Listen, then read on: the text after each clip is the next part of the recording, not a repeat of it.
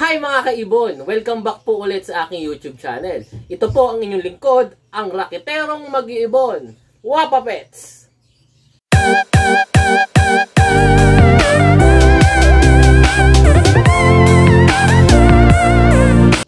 And for today's video, gumawa po ako ng isang video makakatulong ulit po sa inyo. Syempre sa mga newbie at sa mga mag-iibong katulad ko. Ang topic po natin ngayon ay para sa mga kulungan. Ito nasa likod ko.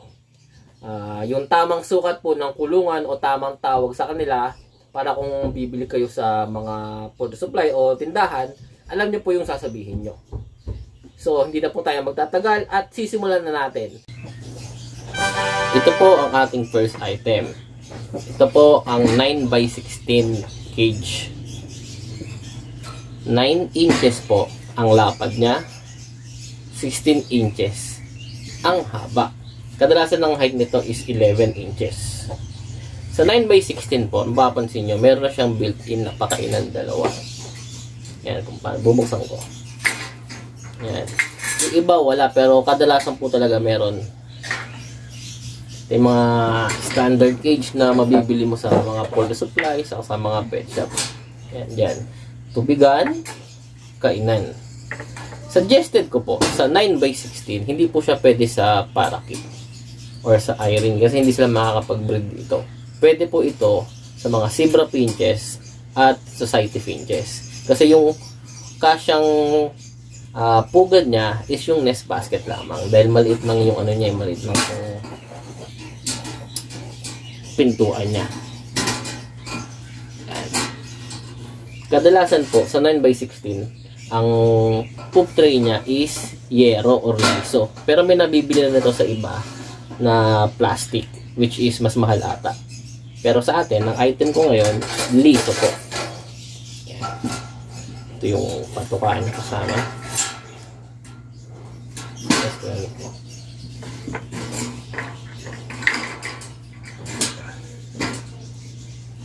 Yan. Tapos lock mo rin dito para sure na hindi makawala ang ibon.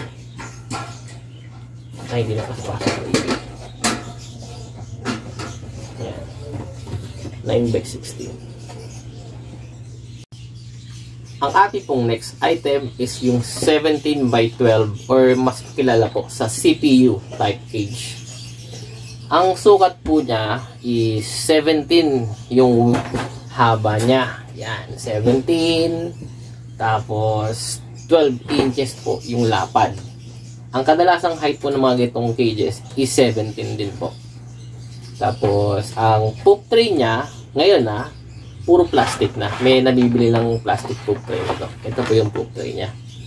Kung halimbawa nasira ito, pwede rin po kayong bumili sa amin ng mga poop tray. Sa 17x12 po, meron siyang dalawang pinto. May isang malaki, ito, at meron din isang maliit. Yan, meron lang, ito may lock na to, so hindi ko na bibili ng clip. Dito po sa malaking pinto, dito may papasok yung nest basket. Ay, nest box natin, sorry. Pwedeng nest basket kung gusto mong mag-alaga ka na. Dito pwede yung pinches. Pwede rin po ang parakeet. Ang Java pinch, pwede rin po dito. Pero yung budgie medyo masikip, saka yung African. Pero may nakikita ako mga nag-breed, binubutasan nila yung gilid. Dito na ilalagay yung pang-African dito or sa kabilang side, pang-African na nest box niya. Pero sa amin, suggested po namin parakeet and finches like zebra, society, saka Java finch. Ito po yan.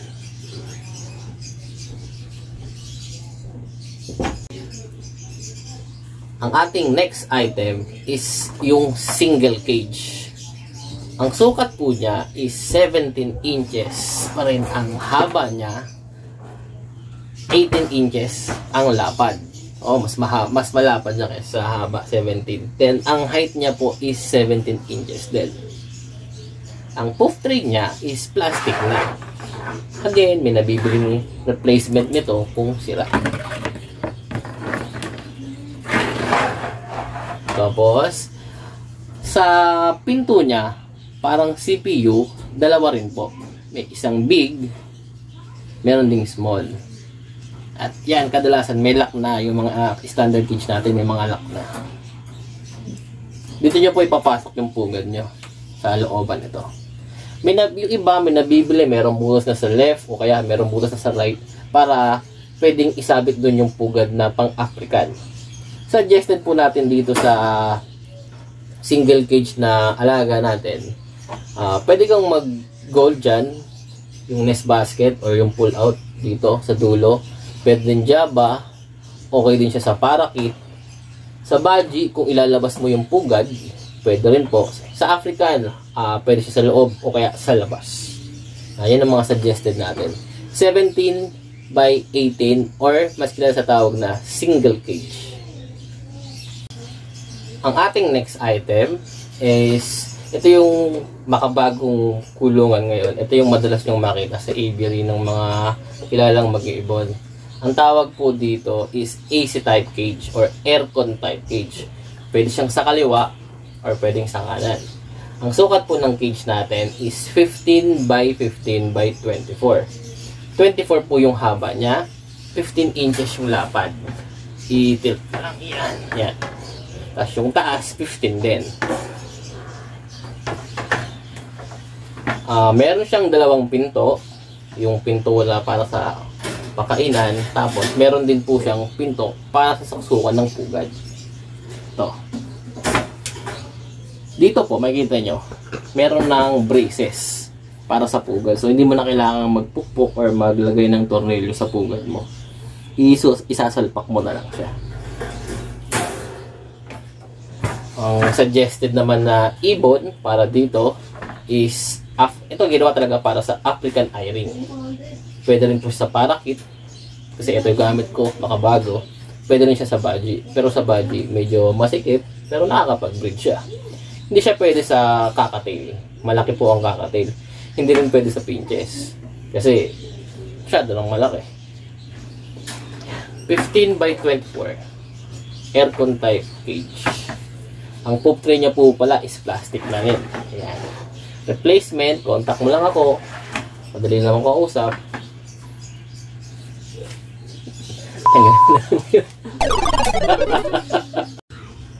Next, ang ating susunod pong item, yung standard na makikita nyo sa mga food supply. Ito yung matagal ng sukat. Ang 17 by 30 o tinatawag nating double gauge.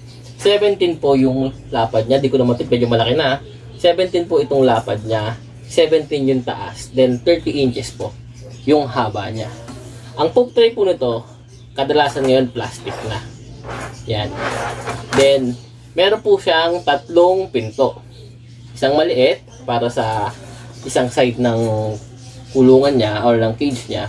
Tapos, isang malaki. Nakita niyo, mayroong lock.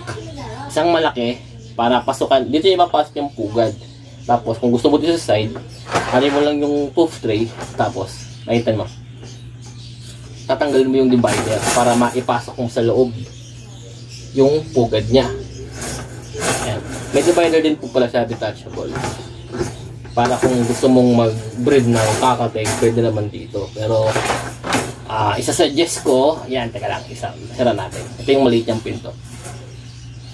Ang pugad niya, pwede sa loob, pwede sa labas. Ito talaga kailangan ito. Sa labas po, meron na po siyang built-in talaga na lagayan ng pugad. Ito. Hindi ko na matanggal kasi medyo nakapix pa siya. Pero pag ano, pwede mong tanggalin to. May butas po yan. Tapos kung ipapasok mo naman, syempre nga, sinabi ko sa'yo, dito yung pasukan, alisin mo lang tong divider para malagay mo rito yung isang kulungan at malagay mo rito yung kabila. Ito yung kung gusto mong ilabas yung pugad mo, pwede dito at dun sa kabila. Suggested po natin, kung magpaparakit ka, pwede siya pandalawahan lang. Hindi pwedeng tatlong pares. Tatanggalin mo yung gitna, tatlong pares. Magagawan, sayang. Kung African naman, pwede mong sa labas ang pugad. Same as Baji. Kung gusto mong mag-breed, pwede siya dalawang pares, Baji. Pero, nasa labas ang pugad. Pero karamihan, yung sa mga breeder naman na kakilala ko, or kakilala niya, nakikita natin, Kasi di ba uso na ngayon yung mga imported line na budgie, medyo malalaki talaga size nila. So sa isang ganito, tanggalin mo yung divider at isang pugad sa loob. Meron ngayon yung lumalabas, yung aircon type din na double gauge, which wala na ako stock, pero meron din kami. Same lang po. It was at this moment that he knew he fucked up. Nung aircon type na 15x74, dito doon naman apat ang ano niya, apat lang pinto. Tig dalawang pinto para sa lagayan ng 15x15x24. 15x15x24. Dito doon naman apat ang ano niya, apat lang pinto. Tig dalawang pinto para sa lagayan ng pagkain, tapos tig isang pinto ulit para sa lagayan ng pugad. May mga braces na din po doon. So kung gusto mo namang mag-alaga ng kakatail dito or GCC, parang yung sa mga imported line na budgie, tatanggalin mo rin yung divider niya. Yan, tatanggalin mo para mas makalipad-lipad yung kakatail mo and GCC. Tapos recommended namin sa labas na ang pugad. Ulitin ka po, ito yung 17x30 double cage. Ang ating last item is yung 17x30, pero this time triple cage na po siya. 17 yung, alam nyo na, yung sukat 17 po yung lapad, yung haba is 30, 17 pa rin yung taas. Sa 17x30 triple cage, meron po siyang apat na pinto. Bawat butas po is meron siyang sariling pinto para syempre lagayan ng pagkain, tubig, sa kung gusto mo i-check yung ibon mo. Tapos yung pang-apat niya pong pinto is yung sa gitna. Diyan mo ipapasok yung pugad mo. Then divider niya is dalawa. Unlike sa double cage, isa lang, di ba? Ayan. Lahat po ng divider niya detachable. Anin mo lang yung poop tray ng konti para makusot mo. Kasi pag hindi makanin to, nakaharang.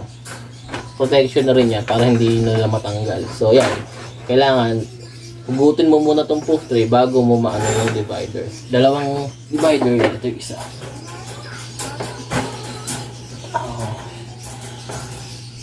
Nakalak. Yan. Pwede mong tanggalin kung gusto mong gawin lang na mini flight cage or mag-alaga ka ng mas malaking klase ng ibon. Yan, tanggalin mo yung proof tray. Gawin mong pang barbecue. Ihawan. So, okay, sa review natin. Yan. Proof tray niya is 17x30. Available sa iba kung kailangan mo ng replacement. So, suggested natin na ibon dito. Meron akong kilalang mga breeder na nakapag-breed ng panakit. Ang gagamitin mo lang sukat ng nest box is 6x9 o kaya 5x9. Isang 5x9 yan or 6x9. Kasya po yan dito kasi bawat butas niya 10 inches tong lapad niya. Dinivide mo diba 30, so dinivide. Syempre may divider pa. So at least 9.5 or 9 lang. Pwede naman po siya sa pinches like Zebra and Society. Gamitan mo ng nest basket or pull out nest box. 17x30 triple cage. Last item po natin. And that's all for today's video. Don't forget to like and share and subscribe. Bye guys!